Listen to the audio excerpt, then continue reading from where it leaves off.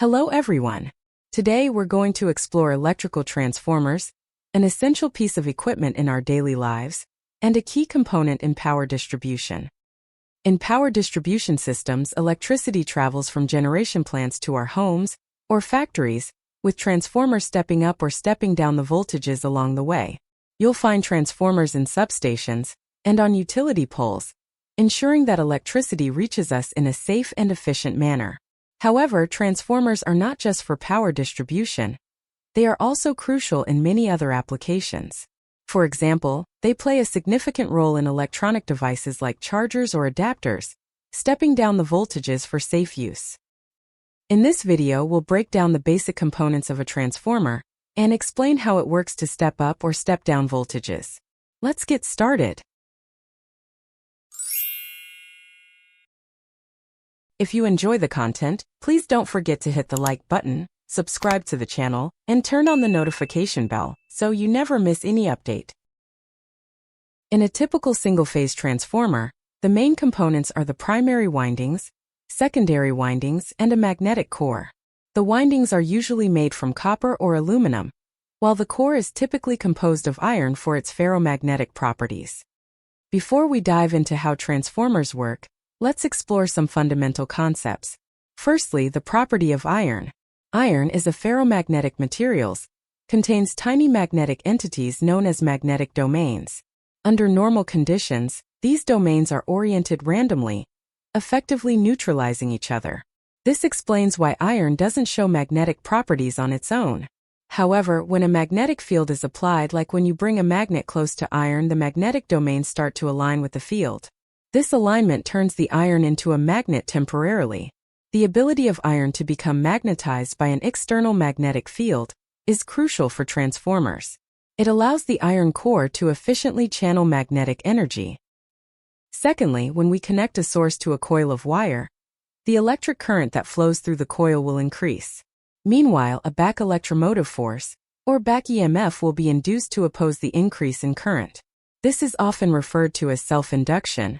In this process, electrical energy is converted into magnetic energy, temporarily stored in the form of magnetic field. To understand the direction of the magnetic field, we can use Maxwell's right-hand grip rule.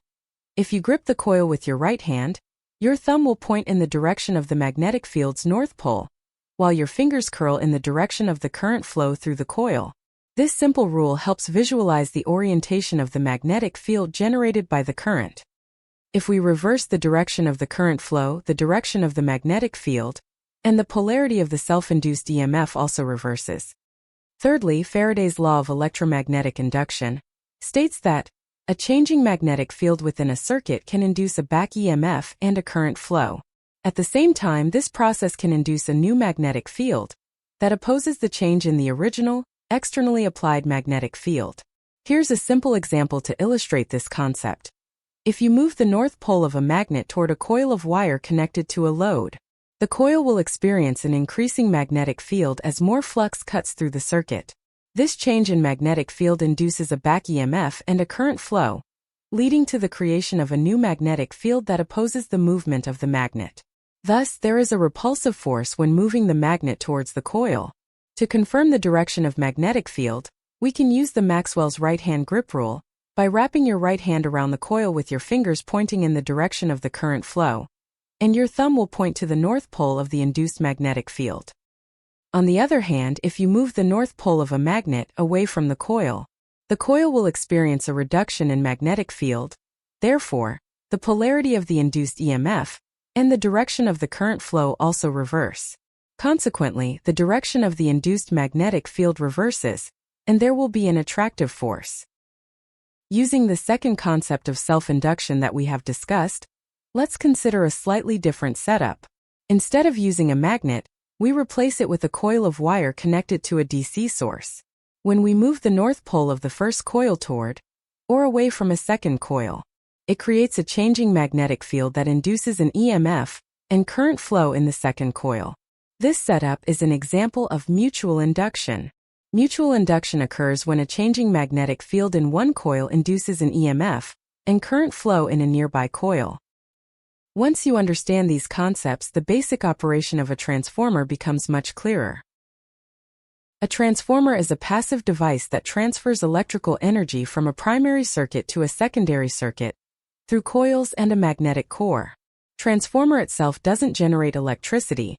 Instead, it steps up or steps down the AC voltage to another level, suitable for different applications. Notice that transformers operate with AC voltage. In an AC circuit, the voltage and current continuously rise and fall, creating a magnetic field that fluctuates accordingly. Because of this constant change, there's no need to physically move the coils as in some earlier examples that uses DC supplies. This is why transformers consist of non-moving parts. Let's break down how a transformer operates. To better understand the energy transfer process, let's take it step by step. Initially, as the current in the primary coil increases, an induced back EMF, E1 is generated to oppose the increase in primary current. Meanwhile, an increasing magnetic flux is generated around the coil as the current slowly increases. Subsequently, the magnetic flux of the primary coil is focused and concentrated by the iron core. It helps guide the magnetic flux, creating a path that links the primary and secondary coils. According to Faraday's law of electromagnetic induction, the changing magnetic flux in the iron core induces an EMF, E2 in the secondary coil. If the secondary coil is connected to an electrical load, the induced EMF causes current to flow through the secondary circuit. Now, here is the interesting part. The current flowing through the secondary coil also creates its own magnetic field, which opposes the changes of existing magnetic flux. This opposition reduces the net magnetic flux in the iron core, subsequently, leads to a reduction in the overall back EMF in the primary coil. When back EMF, E1 is reduced, the primary current increases according to Ohm's law. This is why, when the secondary coil is connected to a load, and the secondary current flows, the primary current will also increase proportionally. When the polarity of the source is reversed, all associated polarities, including those of the back EMF, and the direction of current flow are reversed as well. Due to the AC source, the continuous reversal results in a dynamic magnetic field that causes the iron core to be constantly magnetized and demagnetized, facilitating the transfer of energy to the secondary circuit. It's crucial to understand that transformers don't work with DC voltage, because DC cannot generate continuous change in magnetic flux. Thus, there will be no induced EMF in the secondary windings. After understanding the operation of transformers, let us go through some simple math in transformers. First, how do we determine the secondary induced back EMF, or secondary voltage in a transformer? In fact, this value depends on the ratio of the number of turns in the primary coil to the secondary coil. If the primary and secondary windings have an equal number of turns, the voltages on both primary and secondary sides will be the same. Next, in a step-down transformer, the primary coil has more turns than the secondary coil. For example, if the primary coil has 22 turns, and the secondary coil has 2 turns, the ratio between them is 11:1. This ratio means that if the primary voltage is 220 volts, the secondary voltage will be 11 times lower, at 20 volts. Step-down transformers reduce voltage to a level suitable for the equipment connected to the secondary windings. Ideally, a transformer conserves power, meaning the power input on the primary side will equal to the power output on the secondary side. For example, if the load on the secondary side draws 10 amperes, the primary current will be 11 times lower, 0.91 amperes in this case. In contrary, for a step-up transformer, the secondary coil has more turns than the primary coil. For example, if the ratio between the primary and secondary coils is 1:12, and the primary voltage is 11 kilovolts, the secondary voltage will be 12 times higher, resulting in 132 kilovolts. This increase in voltage also means a decrease in secondary current by the same factor, and the secondary current will be 12 times lower.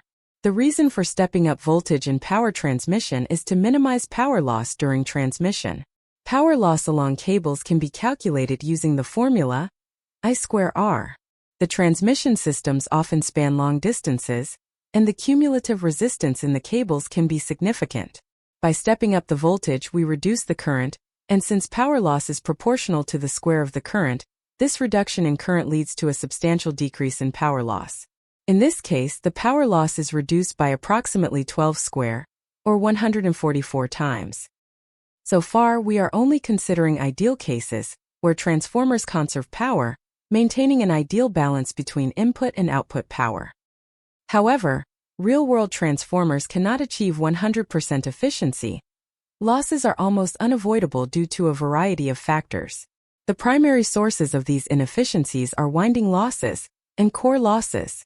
Winding losses occur due to the resistance in the copper or aluminum windings, which generates heat as current flows through them.